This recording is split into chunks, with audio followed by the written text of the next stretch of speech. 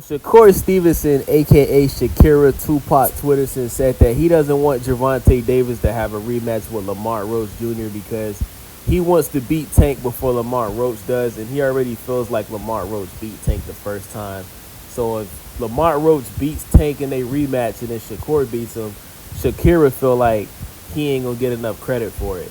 Now, this just shows the delusion of the mind of Shakur, aka Shakira, because Lamont Roach and Shakur, those are two complete different boxers. They have two complete different styles. Lamont Roach doesn't run around the ring and do ballerina and jump against the ropes and do all that goofy, lame shit that Shakur be doing in his fights. Lamont Roach stays in the middle of the ring and he walks his opponents down. If you look at that fight that Lamont Roach had with Tank, he walked Tank down the whole fight.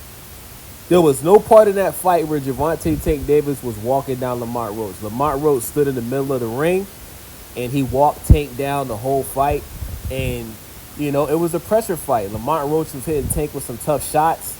You know what I'm saying? Like, he was hitting him behind the head, hitting him to the body. Just giving Tank all types of problems to the point where Tank had to take a knee, and he ran to his corner and act like there was some hair grease in his eyes. Nah, he really was hurt with a body shot. That's why he took a knee.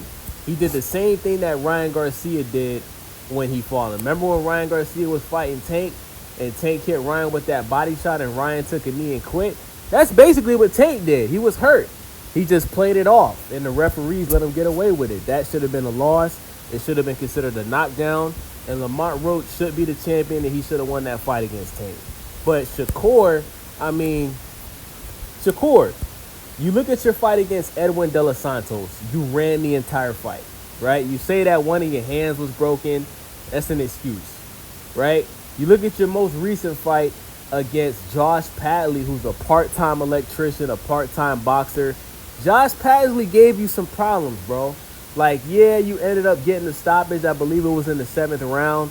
But those first couple of rounds, bro, you were struggling with a part-time electrician, bro, who had no business being in the ring with you, bro.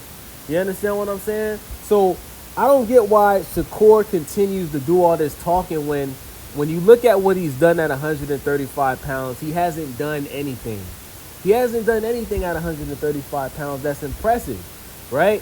You're a boring fighter, right? You run around the ring all the time because you're scared to get hit.